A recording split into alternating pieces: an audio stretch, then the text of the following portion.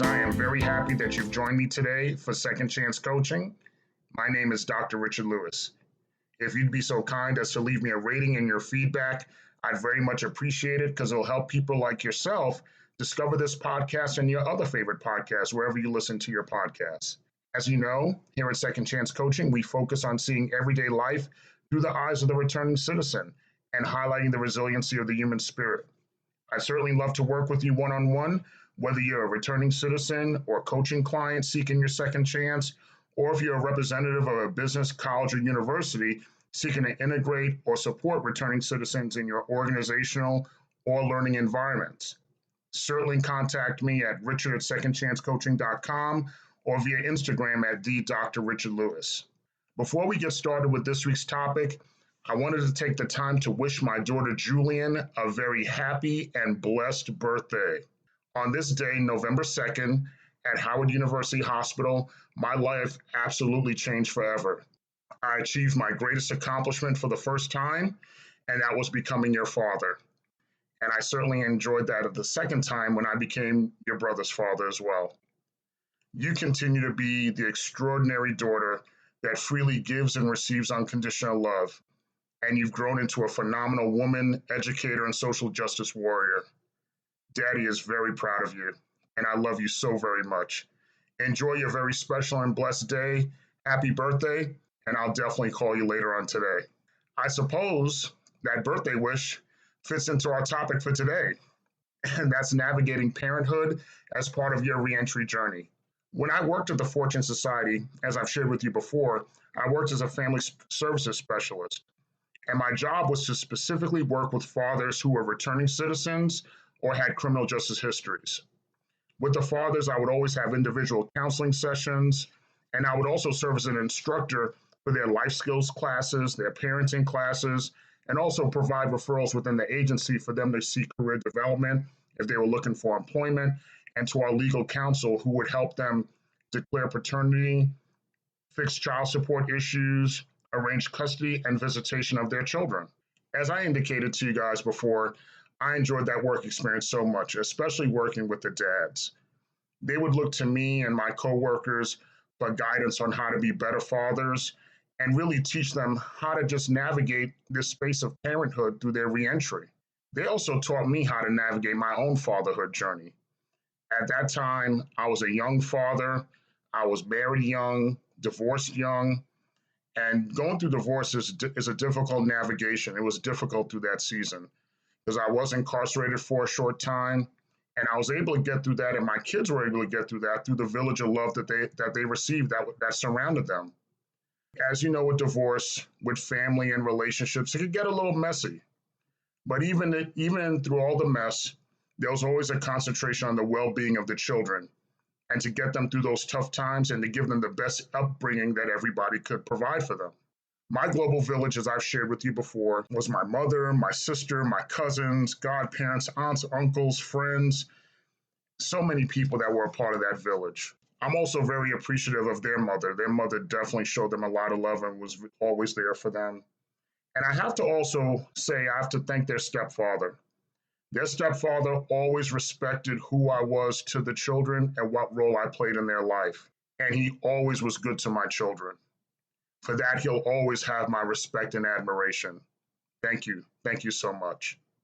Going back to the work experience at Fortune, one of the duties was to teach parenting classes. We even had textbooks. And I remember when I was fulfilling these duties, I was like, wow, how can I teach someone how to be a parent? I learn how to be a parent every day, day by day. But I'm going to sit in a classroom and teach them how to be a parent. This will be fun. This will be fun. How do I approach this? Basically, I walked in the classroom and I would just really listen to the experiences that the fathers had. And I would hear their experiences about fatherhood, how they were raised, what aspirations they had, and what kind of fathers they wanted to be. In that discussion, they all learned from each other. And certainly I loved that so much, all the discussions we were having with one another, because students always ask the ultimate magic question in a classroom: how can I be a better parent? So after the discussions were worn out and I couldn't deflect the question anymore, I had to answer that question for them. How do you become a better parent? And I remember asking them or answering them and saying, I don't know if there's one good answer for that question, how to become a good parent. Of course not. I don't think there's one good answer. But I basically started saying to them, the foundation in my mind in being a good parent is to give your children unconditional love. That's the first thing that you should do.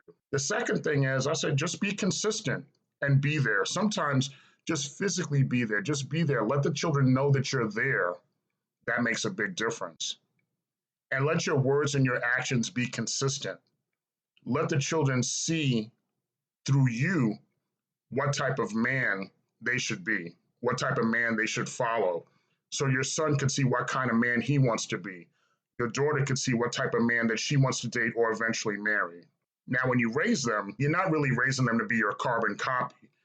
You know, my kids were two different kids growing up, and I loved them and gave them a lot of love and taught them the same values, but they turned out to be different kids. They have their own personalities. They won't be your carbon copy. But you want to put the good values and traits in them. You encourage them to be strong minded, independent thinkers.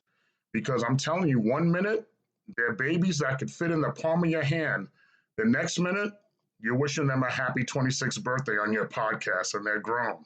But I would say for any parent that wants to be a good parent, you're really trying your best day by day, minute by minute to just give them your best, be your best for them, because ultimately that's what we want for our children. We want the best for our children. And when that comes to mind in wanting the best for your children, as far as what it is to be a good parent or how do you know that you're being a good parent, is really when you have the opportunity to listen to your kids. You know, as I know, for those of us who are parents, that kids will tell you exactly what's on their mind if you ask them. And sometimes, even if you don't ask them, they'll tell you what's on their mind. And certainly, I wanted to have the opportunity to speak to my kids and listen to them and understand what it is, what was childhood like for them from their perspective. And I remember when I spoke to them, they didn't speak to me about the money I spent on them. They didn't speak to me about gifts and clothes I bought for them. The most important things that they always talked about was the memories that they shared with me and just us being there together. One of the things that I remember was when we had summer visits in New York. Every summer they would come and visit me and spend the summer with me, and we would be in New York together. And one of the things that we always did as part of the summer is we would take family portraits at Sears. So when Sears department store used to do family portraits, we used to do family portraits every year at Sears. And there was one summer that for some reason we would always hear the song A Children's Story by Slick Rick, that old school hip hop. And me and the kids would sing that all the time. Anytime it came on the radio, we would just sing it together. It's like it became the song for the three of us. It became our song for the three of us. And I remember one session we went to do the family portraits. And after the family portraits, we was in the car, and then of course the song came on. We were on our way to get something to eat because I always wanted to try to make the times that we spent together, especially in the summer, something special. So on our way to going to get something to eat, we're listening to A Children's Story by Slick Rick, and we're laughing and we're enjoying ourselves. And that song can just bonded us. It's something that we always shared together.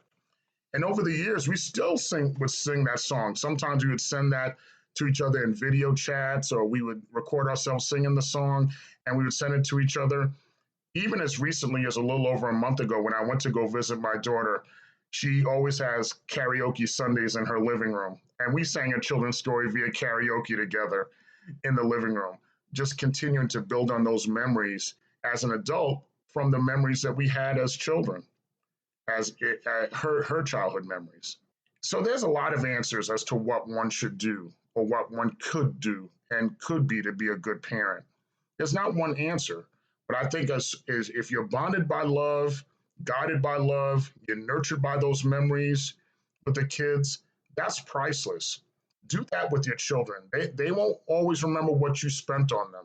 They won't even remember the things that you bought them, but they'll remember that you were there. They'll remember that you had memories with them. They'll remember singing with you. They'll remember laughing with you. They'll remember crying with you. Those memories is what's going to bond you together. And there's a tremendous return on that investment.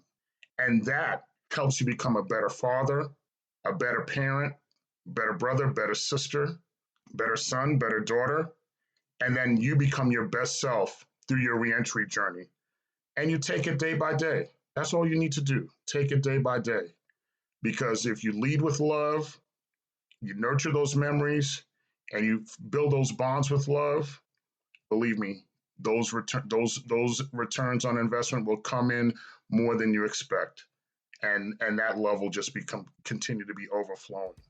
Once again, if you want to continue to work with me one-on-one as a returning citizen, as a coaching client, or you're a rep of a business, certainly reach out to me. Reach out to me at Richard at Second Chance Coaching or via Instagram at the Dr. Richard Lewis.